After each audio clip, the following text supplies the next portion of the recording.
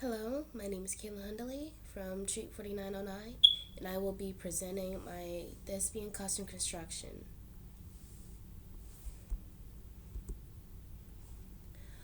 I chose to make my costume for Maggie from Cat on a Hot Tin Roof. I wanted to do it for her because throughout the show, she is constantly trying to get the attention of her husband, who has lost interest in her, who doesn't really want to be around her. And I thought that would be an interesting character to make a dress for. For a character, I wanted to make a dress that was sensual and attention grabbing by slightly modifying the common 1950s housewife dress and making it show more of the body than what it usually does. Just having her wear something that's low cut and not as conservative as the 1950s housewives dresses usually are makes more of an impact than just having her in a nightgown or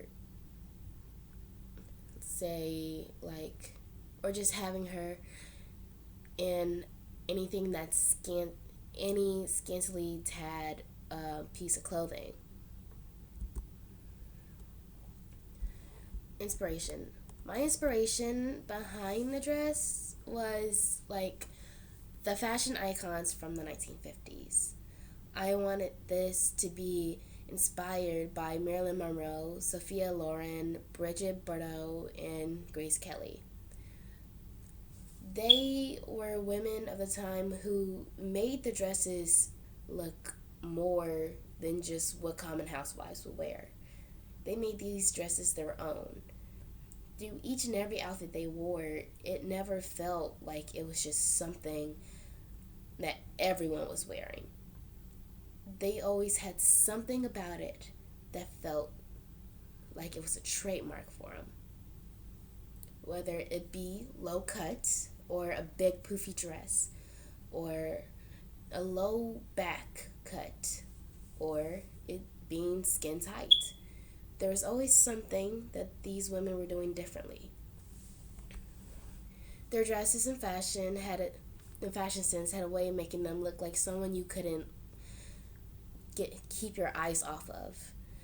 It was naturally eye catching, and their fashion sense had a way of drawing the eye in more, making them nearly impossible to forget about. This is what I wanted to emulate in my dress. I wanted Maggie to be someone who you couldn't take your eyes off of. Someone who you wouldn't want to go without seeing what they're wearing at every moment because you know it's going to look amazing. Pattern. For my patterns, I decided to use M6 350 and B5 813. I chose top C from M6 350 because of its less conservative look. It makes the impression that you want attention without being too direct. I chose skirt C from B5 813 because of the fullness of it. It leaves the mind wondering about the figure of the wearer. You know, it makes you wonder, do they have an hourglass figure? Are they pear-shaped? And it accentuates the waist without having it be too skin tight. You get to see where all the curves are without it having to be close to the body. With the skirt poofing out instead of coming in, you are left to wonder about what's underneath, which I think goes great for Maggie's character.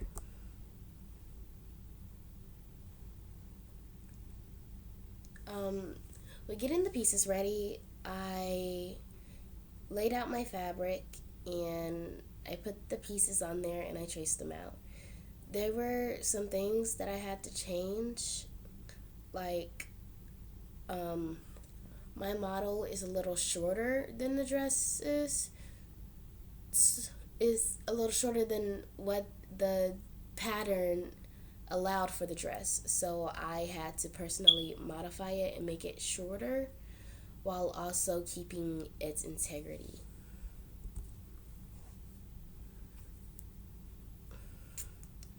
With the skirt, okay.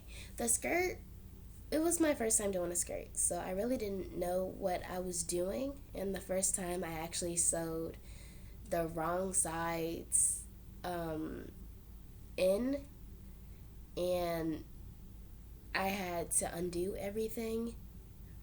But the second time around, it went really well, and everything worked out pretty well. Um, the seams are close together. Look they look professionally done. Uh, um, they don't look like someone new to sewing had a take on them.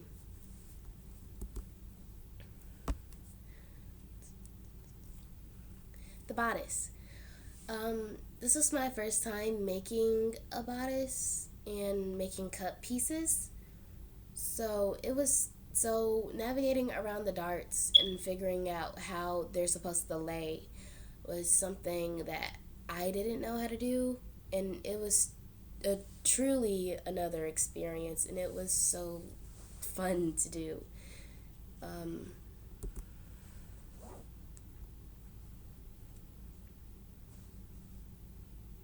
Putting it together. Okay. When putting it together, there were some things that didn't make sense to me. Um, Such as like how to close when putting the outer layer and the lining pieces together as far as the bodice goes.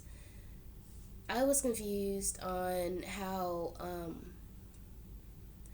to turn it right side out, put it to the skirt, and then sew it back up at the top.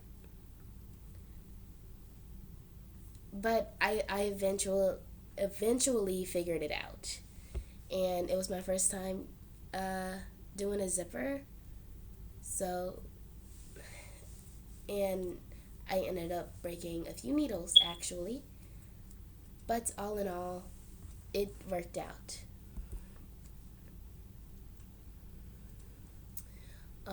Here's my model. It fit her pretty well.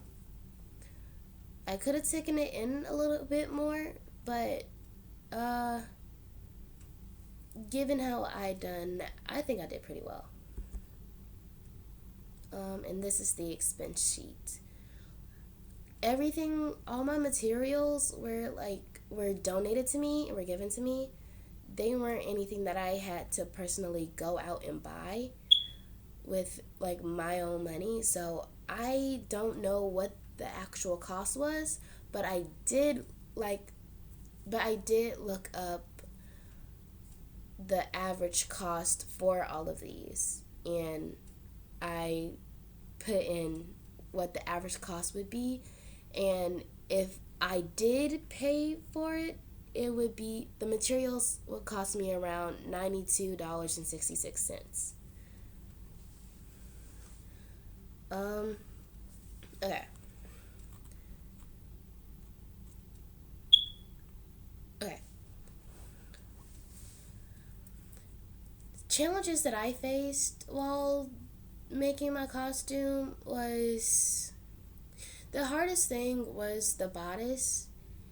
The cut pieces, they it was it was mainly with the darts and how they were supposed to lay down, because there are a lot of times where I sewed things the wrong way and I had to take it out.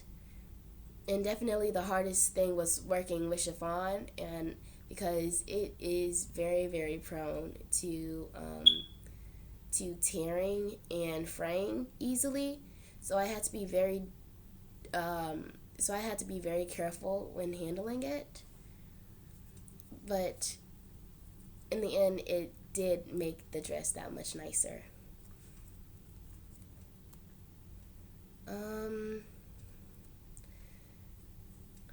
if I could do something, Oh, I did what I did differently from the pattern was, as I said earlier, I made the skirt a little shorter, and I also had to take in the bodice a little bit at the waist because it was bigger than my model, and I had to figure out how to take that in. Um, if I had the time or resources, if I had more time or resources, I would, I would definitely invest in a, I would definitely invest in an invisible zipper because I didn't know that I would need an invisible zipper. I thought it would be alright, but an invisible zipper would have made it look much better. Um, and I think I would also. I feel like I could have taken it in more if I had more time, and I could have clamped up around some problem areas and made it look nicer. Um, if I had to compromise my design, I don't think I would have a problem with it as long as it didn't lose the intent behind it. Like, as long as, it was still very revealing without being too much. Uh, as long as it's subtly revealing, then, and, you know, it still felt like it had the same purpose as it did, then I would be alright with it. Thank you.